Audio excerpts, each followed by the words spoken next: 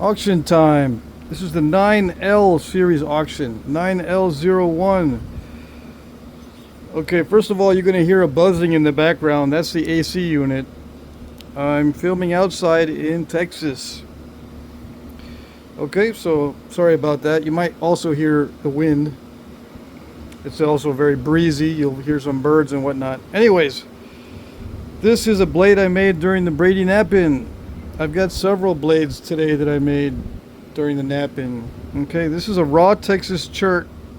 This is one of the largest blades I've made so far. I'm practicing on the large stuff to get prepared for making large obsidian blades, but I'm practicing on chert first. Okay, so this one is like 10 1/16 inches, just a little over 10 inches. Okay, yeah, I think this is the largest or one of the largest blades I've made. Now this ended up being lumpy in the middle, but that's kind of a good thing because I didn't want it to break, for one. But the real reason why it's lumpy in the middle is because I couldn't flatten it. Something was preventing me from running a long flake, and I think it was just I had thinned it down in the middle on the edges too much at first. Yeah, so I couldn't. See how it scoops it out when I try to thin it too soon, and then I'm not able to create convexity again without making it really narrow, and I did not want it to be really narrow. Yeah. What's the width on this? The widest part is almost 2 1/4. Yeah. So yeah, raw Texas chert. Let's see if it's translucent. It should be a little bit. Yeah, just a little around the edges. It's an Edwards Plateau chert. It's not Georgetown. It's got defects in it, and it's got step fracture right there. These little pockets are not that bad. I mean, I napped through them, but you can see sometimes it'll create a little step fracture. So if they're large pockets, they're difficult to nap through. This one didn't nap at all. It just stopped. These flakes just stopped at that one when I was trying to thin it down. Why is it not focusing? Let's see. Yes, no. It looks blurry to me. Hopefully it's not blurry, but it does look blurry to me for some reason. Anyway, I sharpened it all the way around, but you know, it's not real persnickety. Okay, so I'm just going to show the flake scars. I can show it compared to a lighter. Yeah. Let's see. I was not going to weigh these bifaces or blades, but I can't help myself. Yeah. Let's see. 3462. 3460 grains, not grams. Okay.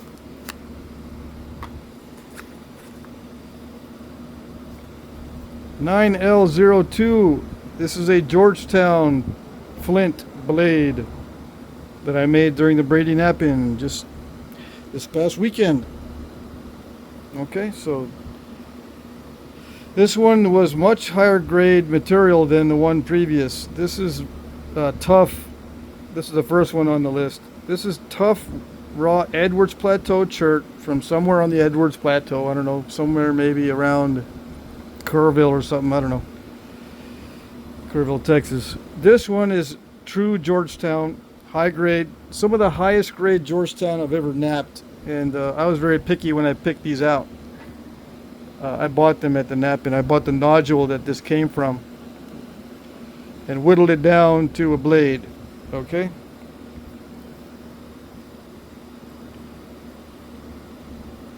now it's still a little thick, but that's because I don't want to break these. They could probably go thinner, but I don't feel comfortable making them really thin. All right, so 9.5 inches. The widest part is right here in the middle, almost 2 3/4. Yeah. I don't know what else to say about this one, except I did sharpen it all the way around. I will weigh it too. Just show you the flake scars. It does not have translucency, except around the very edge.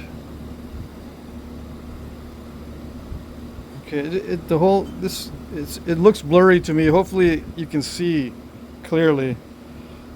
Yeah, it's blurry here, but I guess if I hold it far enough away, it's not blurry. Okay.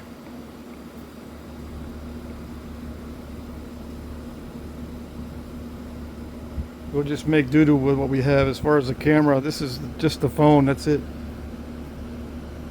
Alright. And yeah, it could be considered a dance blade or a ceremonial blade. Alright, so compared to a lighter, I already showed partial translucency around the edges. And let's see how much it weighs. 3550, 3550 grains. Yeah, we're having trouble. We got natural sunlight, so that tends to ruin the display, so you can't see. 3550. Yeah.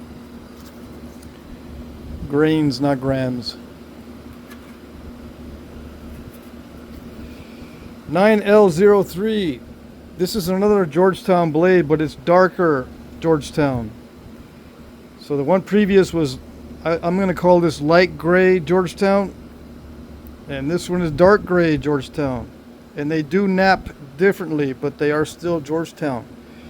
This is more snap and half-ish. The flake scars have more waves in them. But I like the feeling of this more than the light gray. The darker gray feels a little bit more velvety. I guess I should figure out what a good word would be for it, but anyways, it's some of my favorite material, or used to be, before I had some bad experiences with Georgetown. But I'm getting back into it. I bought quite a few Georgetown nodules, more than I usually do. I usually only buy one or two, but this time I bought several. Okay, nodules that I will be napping and showing and selling in future auctions. Okay. Can we see?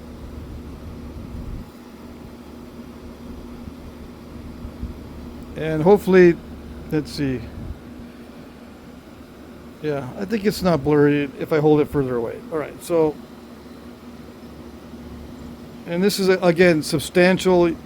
It's got some good thickness to it. It is sharpened all the way around, but it's just picked sharpening on all these blades. I just picked it sharp. I'm going to go back and sharpen this one a little bit better because I missed some spots. Yeah, I still see some abrading marks, so I'm going to sharpen this off camera a little bit. Yeah, sorry about that. I didn't finish this one. Yeah, I need to do one more pass. Dang it. Yeah, I didn't do the final pass of sharpening. It feels kind of sharp, but I can tell I ground down the edges and didn't do a final pass. Dang. Yeah, so I'm going to sharpen this off camera. I lose about a 32nd of an inch all the way around when I do the sharpening. Okay, so let's see how long this is. 8 3/4. I'm not going to lose any length, but I will lose a little bit of width. Just like a 32nd of an inch off of the sides. 2 3/4. Okay, so I'll lose about a 1/16 of an inch off of that when I do the sharpening. And I'll just pick at it. It'll look like this other one. See, this one is sharpened, and you can see the little serrations on it. This one, the dark one, does not have the final pass yet, so I'll put that on there. Okay, is that it? Compared to a lighter. And let's weigh it. 3,654 grains.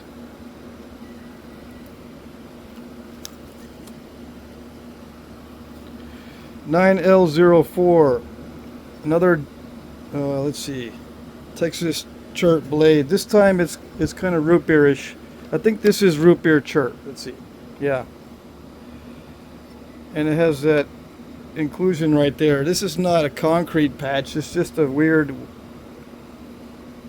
light colored inclusion. See that? Couple of bands in that. Otherwise, pretty clear. A little bit of a discoloration there, but it's not bad as far as napping it. It was actually very nice. Yeah. So this root beer chert, Texas root beer chert. This one is sharpened all the way around. I just pick at it because I was in a hurry. Right. Normally I try to thin the edge as much as possible, but the edge has been thinned, but not to the fullest extent possible. Okay, so just so you know, yeah. Okay, so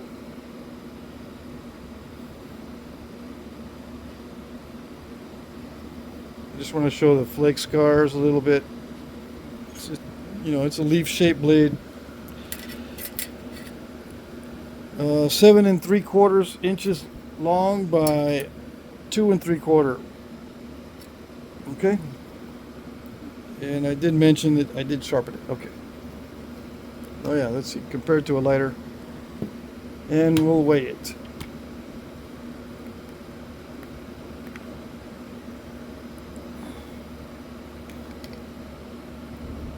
$2,740 grains. Not grams. 9L05. This is the Patternalis style. It's a Texas style point made from Texas chert. And it's got these flaring barbs. Yeah. It just turned out that way. I didn't want to waste the width down here. It thinned down very easily down here and I still had lots of width. But I had to drive some flakes in. I had trouble driving the flakes in to thin this part, so it got real narrow. And there's a little bit of a, I don't know, that's a diving flake or it scooped it a little bit right there when I drove this flake from the side. Otherwise, it's pretty smooth.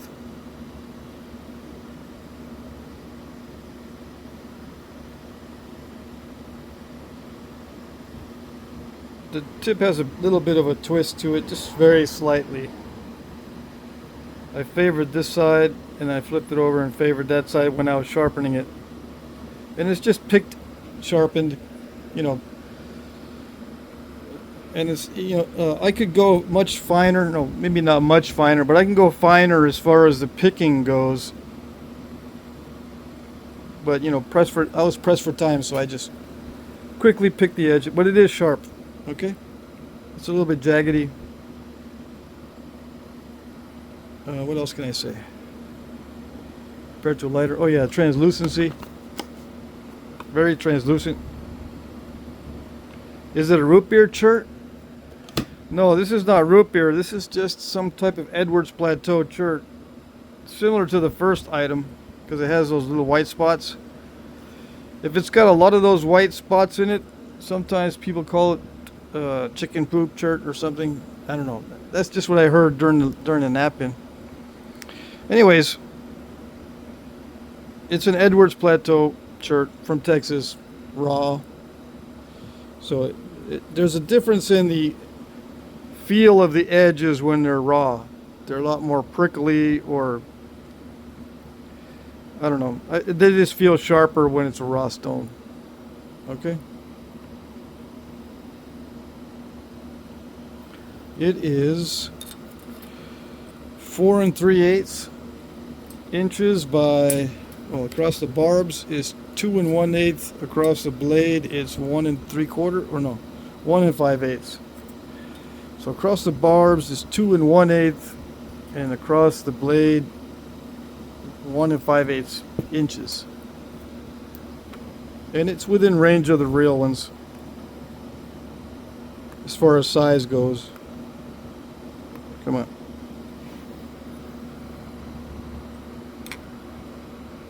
$516 grains.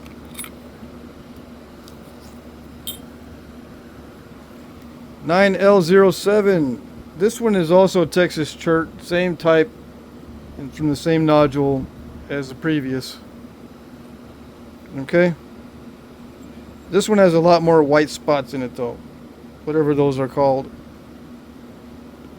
It's just Texas Edwards Plateau chert, and I consider this an arc point. I just try to preserve as much width as possible, and I just, I wanted to put some notches in this one, but I wasn't sure exactly what to do, so I just invented some notches, I guess. I don't know. Anyway, hope you like it.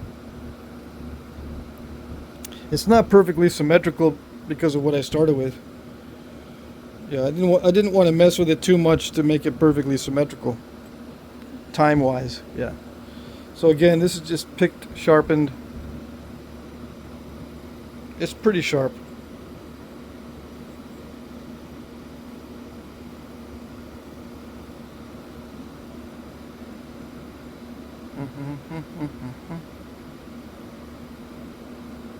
It's very translucent, same as the one previous. Yeah.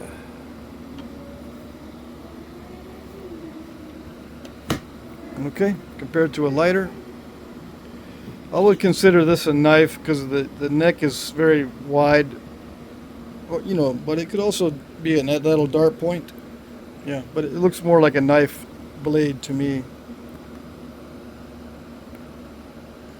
Some people ask me what these styles are. Sometimes I just come up with something that fits the biface that I start with, so I don't have to modify it too much. 734. So yeah, this one wanted to be wide and with little bitty notches, comparatively speaking. Yeah, I didn't want to go crazy with the notching. Yeah. Okay. All right. 9L08. This is a chert, a white chert that's raw. It napped pretty good, but I cannot remember where it came from. I think it might be Arizona. It's kind of an off-white ivory color. It's not pure white like paper. See that? Or see that? It's not pure white, but it is very light color chert. It feels very dry, like a raw keel cook or something. But it naps easier than raw keel cook. As an example. Yeah, I was able to generate large flakes. It is kind of crunchy, so I did end up crunching it right here. So be just fair warning, there's a little crunchy spot. It's not perfect. This piece has a crunchy spot. If I can get the shadows to cooperate. Let's see. Can I zoom in? Is it going to let me? It's not letting me. Right? It's not letting me do the zoom in at all. It's blurry as heck. Anyways.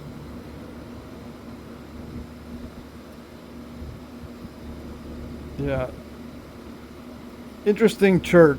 It was a gift. Okay. It's a Patternalis style point. But the chert is not from Texas. Okay. So 3 5/8 by 2 inches. I don't think there's any translucency to this one. No, it's just opaque, very light color chert with no inclusions at all. Yeah, just no crystal pockets or any kind of concrete or anything. Compared to a lighter, and then we'll weigh it.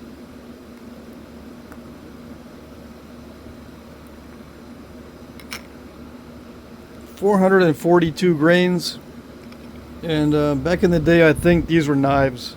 The Patternalis points, I think most of the time they were knives because the neck is usually pretty wide, but I've seen impact fractures on artifacts that are Patternalis points, so they probably used for everything, little dart points or knives.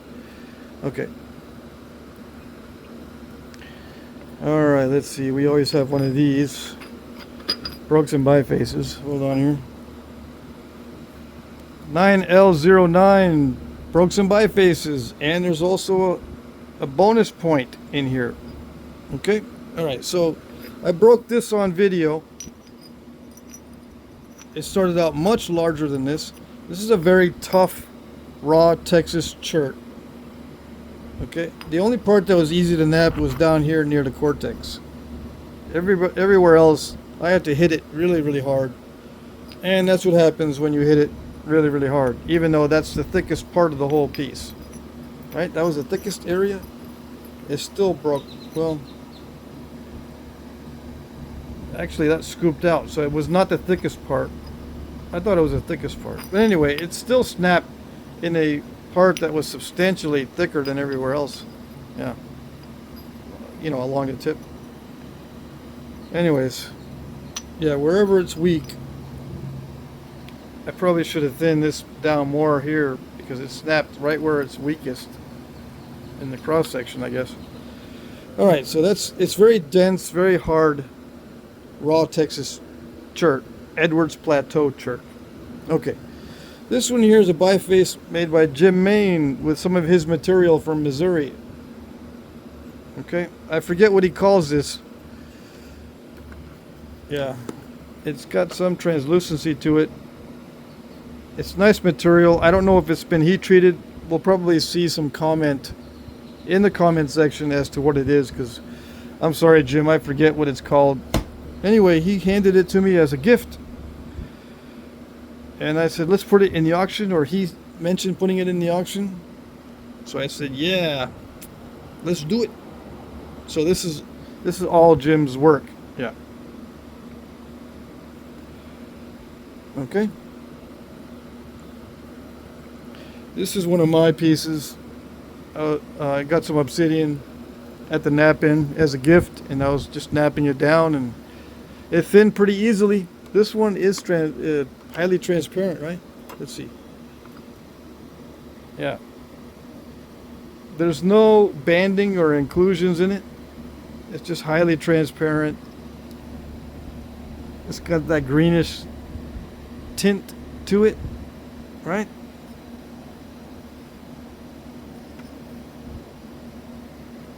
It's nice. It's high-grade stuff, but it's crunchy when you start to sharpen it.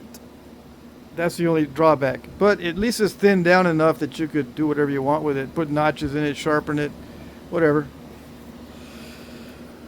This is some... it's a volcanic rock. It's some kind of... It's not basalt. I think it's rhyolite of some sort, but it's not that difficult to nap, but it is snapping half-ish, so that's why it snapped. And also there's a little inclusion in there that weakened it slightly. Okay, it got weakened a little bit by this inclusion. And there was also some weirdness in that spot as far as I was trying to run flakes through it and it wasn't working, so I hit it really, really hard and it broke it. I broke it. Yeah. Anyways, it's interesting material. It is a volcanic type of material, but I don't know what. I forget what it's called.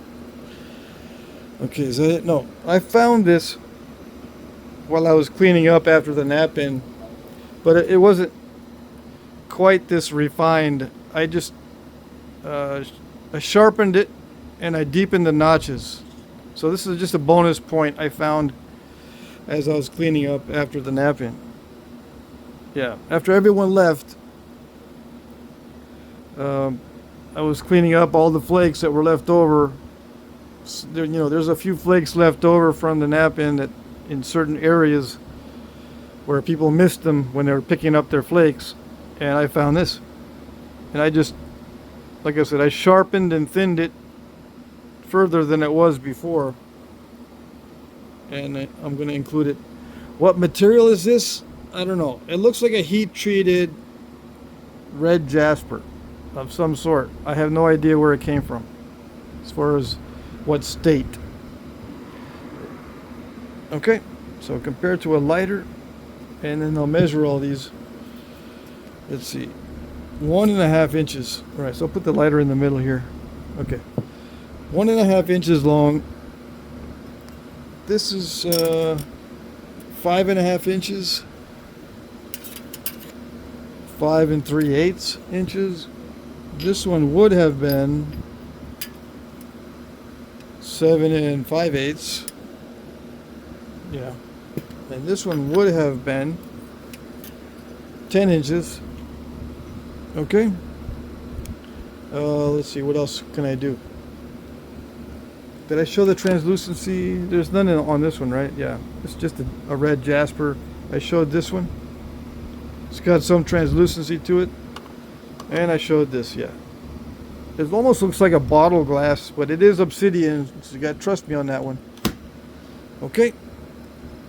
What else? Let me see. I could weigh a couple of these. The little arrowhead, I could weigh that one. 50 grains, 50. And the obsidian blade,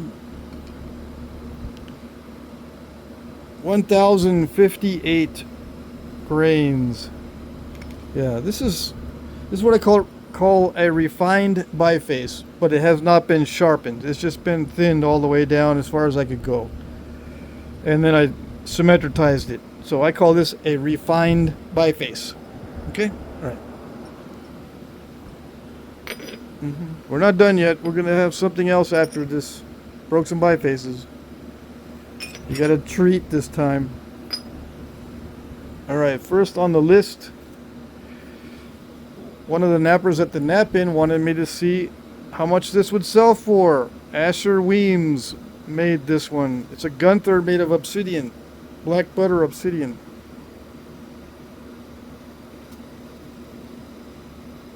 Okay.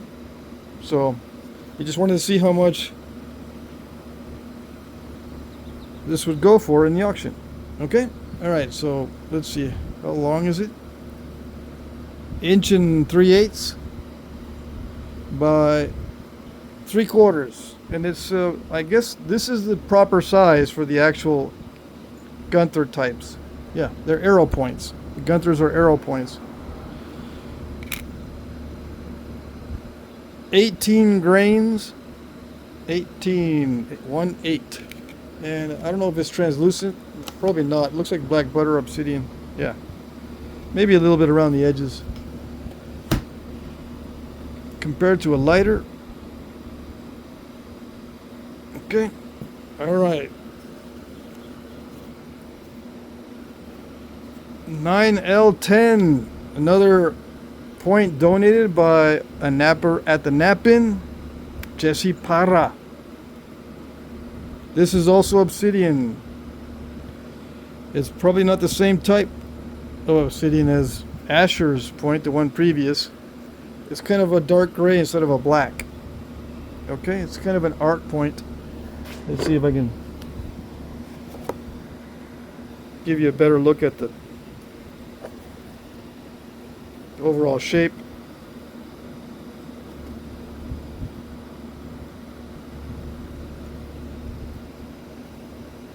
Okay. All right, let's see.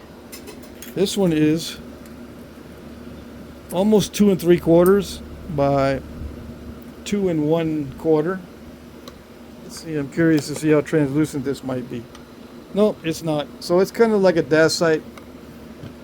It's a dacite obsidian. Yeah. Art point. I would say this is an art point. Okay. So, and he signed it. Jesse signed this one. I keep wanting to put it up close, but it's not focusing. All right. So, and I tried various things to get it to unlock itself. It seems to be locked in a distant position. I can't get it to focus. Even if I push the screen and try to maneuver that little yellow box. Anyways, did I weigh this?